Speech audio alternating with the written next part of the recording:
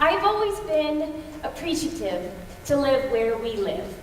We have electricity, we have running water, we have our modern conveniences.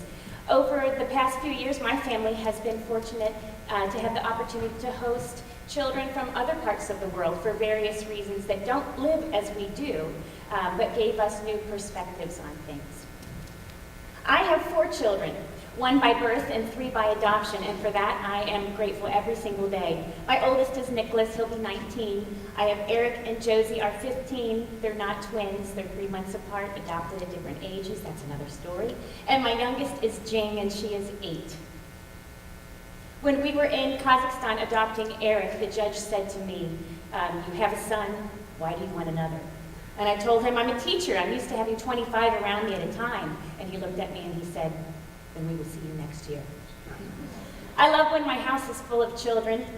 Let's see, so one year the church up the street from us was hosting an African children's choir called Mwangaza from Uganda, and they were looking for host families. So for 5 nights, we got to share our home with 3 boys from Uganda, ages 10 to 12. At this time, my kids were, 10, and then 7 and 7. So having these boys live with us for 5 days was really exciting. They asked us not to let them see TV or video games or the internet for cultural reasons. So we spent a lot of time talking and playing. And one night they were all sitting shoulder to shoulder on the couch, asking each other questions. And I remember my son Nicholas talking to a boy named Jonathan. And they were talking about what jobs they had, what chores they had, complaining about their chores. And Jonathan said, my job is to fetch water for my family. Nicholas was shocked by that. And he said, oh, don't worry, it is easy, I have a bicycle. So sitting side by side, these boys. There was another boy named Wilbur, and every morning he would have toast for breakfast. His smile was ear to ear, crunching on that toast.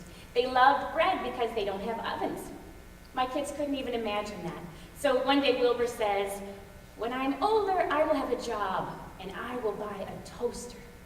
And the other boys started laughing, and they said, how will you plug it in? They didn't have electricity. They were fun. Another thing they appreciated was running water. So to turn on the water and have hot water for a shower was amazing to them. The day before they were to leave our house to go to their next family, I told them to throw all their dirty laundry down the laundry chute, and I would wash the clothes before they moved on. Well, they just looked at me blankly, and I thought, oh, laundry chute. So I had one of my kids go up and show them the laundry chute. So Dennis throws his clothes down, he gets all worried. He comes running down and he says, where'd they go? I get them back? And I said, yes, yes. So I brought him down to the basement and showed him where they all collect in the basement, and he was just mystified. So then another boy comes running down. They are clean?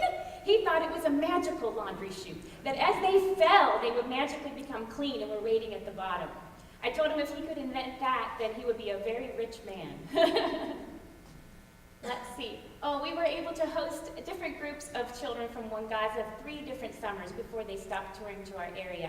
And each time my kids were welcomed and got to welcome them in return and got to play side by side with boys who live very differently from them.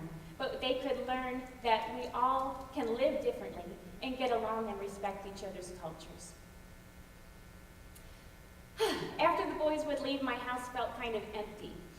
We had an extra bedroom and extra beds, and it started to kind of haunt my thoughts. I always think of our overwhelmed foster care system, and I just felt like there was another little soul out there that was meant to sit around my table. So I researched foster care training, but the classes were only on Monday nights, and I had been teaching music classes for the past 20 years on Monday nights, so I thought, not ready to give that up yet. So I put that idea aside and just left myself open for what might come to be.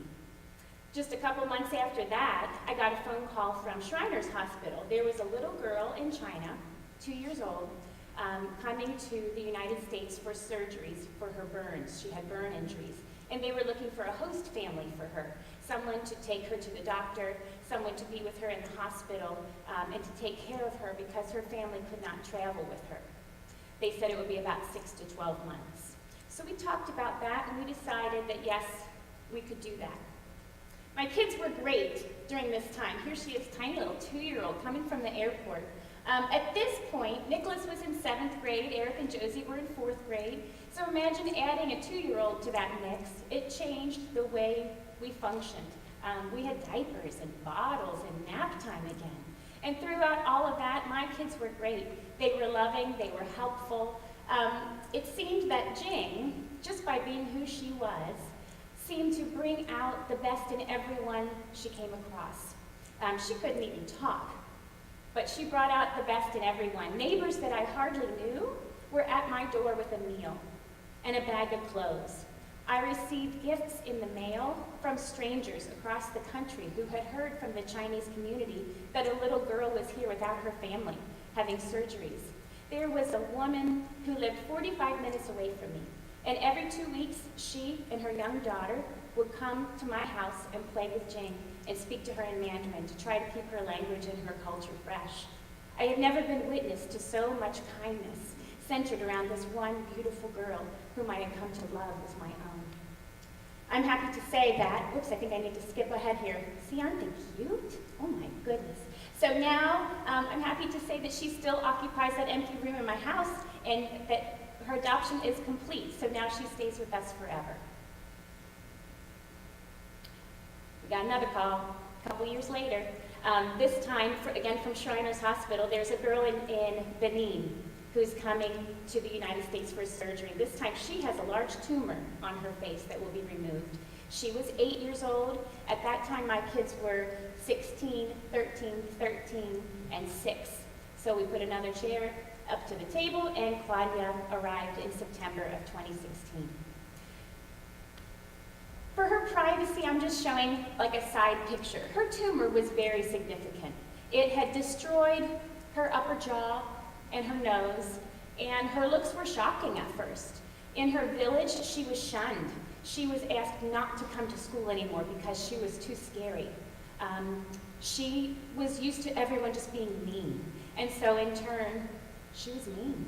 She would smack us if she didn't like something. She was very loud. Her language was fawn, F-O-N. Google Translate nor I had ever heard of that, so communication was very difficult. She had concerns of safety. She didn't understand coming from her small village with no water, no electricity, nothing really to fear. She would run into the busy street. She would play with the gas stove because it amazed her that it would come on so quickly. She would walk around the car as I was driving. My kids began to resent her, and sadly we all looked forward to the day when she would go to the hospital and have her surgery, because then we would have a break. Her physical transformation was unbelievable. The doctors took her fibula, bone from her leg, and made a new jaw. They took a rib and reconstructed her nose. While she was in the hospital, she had a trachea tube and she had a feeding tube. So she was confined to bed a little bit, and the nurses and the therapists would come to her room, greeting her with a smile every day in a way that she had never experienced. She craved that love, and she binged on Disney movies and learned all kinds of English. And when she came home in November, she was a different child. She had learned to trust people in a way she never had before. Oh boy, so when I was talking to my kids about what kind of memories we should share here, they gave me some ideas. So first I'll tell you, her first dinner when she got here, we had just picked her up from the airport, and I tried to make some familiar foods. So we sit around the table, and there's a big bowl of rice, and she has no English, so I pantomimed for her, go ahead and serve yourself. That's not how they do it there, so she took a scoop of rice and looked at me. Took another scoop of rice. When I didn't stop her, she took another and another and another, and soon she had this mountain of rice on her plate, and she was proud. So she did the same thing with all of the bowls of food that we passed. She had this enormous plate of food. We knew she couldn't eat it all, but so she ate, and then when she was full, she made a gesture like, I can't do anymore. So I showed her how I would wrap it up and put it in the refrigerator, and I said, tomorrow, Claudia, tomorrow. And that's how she learned about leftovers. They don't have refrigerators or leftover food, so that was a new concept. So she would frequently end a meal living on piling another and saying, serving on tomorrow. And saying tomorrow. Another story, so this is my son Eric. He's dying to take her fishing. So she seemed to know what that was. She was eager to go. So we go fishing, and it didn't take him long. They caught the fish, and Eric took it off the hook, and they posed for the picture. And then, you kiss the fish, right? He throws it back. She was so mad. She screamed. She called him Eriki.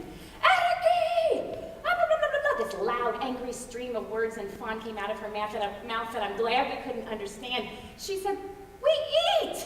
She thought we were catching fish to eat and that he had thrown back her meal. She talked about that one a lot of times. Let's see, there was another one. I made a little cheat sheet because I had one more good story I didn't want to forget. Well, she needed to be busy all the time. Leisure time was a foreign thing for her. They didn't have that where she came from. So she liked to sweep the floor, and she liked to help with cooking. So if I noticed her getting homesick, I would buy a bag of potatoes, a 5-pound bag, and she would peel them, and she would chop them, she would sweep the floor, and she would feel better. Let's see, there was another one.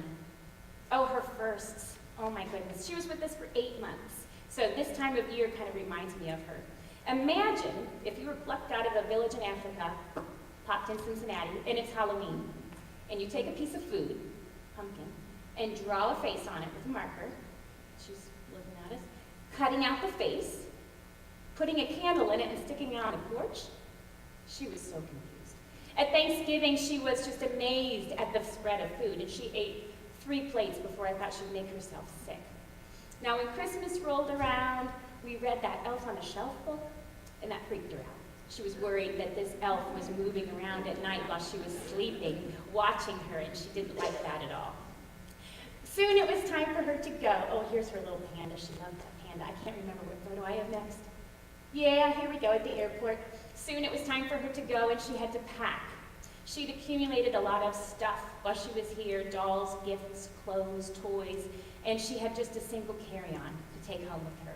So she looked at it all, and what she chose to take home with her was a can opener for her mother, an egg slicer, food, pancake mix and measuring cups, and toothbrushes and toothpaste for her family. She had 5 siblings at home. So that was pretty humbling. She put her clothes and her toys back in the drawer, and she said, "For when I come back." She said, "Jing can play with them, but put them away." She wanted to make sure those were there when she got back. Jing has since grown into her clothes, but the toys and the dolls are still waiting. I don't know if we'll ever see her again. We can't write because they don't have mail service. They don't have a telephone. We can't call. Some people say I could never host because it would be too hard to say goodbye. But the way I look at it is that we are forever connected. We're a part of each other's history. Her picture hangs on my living room wall. If I never see her again, I know that we were there for her at a very difficult time. And if we do see her again, what a party we can have. The biggest thing I've learned from hosting all these children from around the world is that kids are so easy to love. They don't care what kind of house or money or car or anything. They just love so easily. I hope that my kids have taken away from this that anyone is welcome at our table, and that if someone needs your help and you can help them, you should.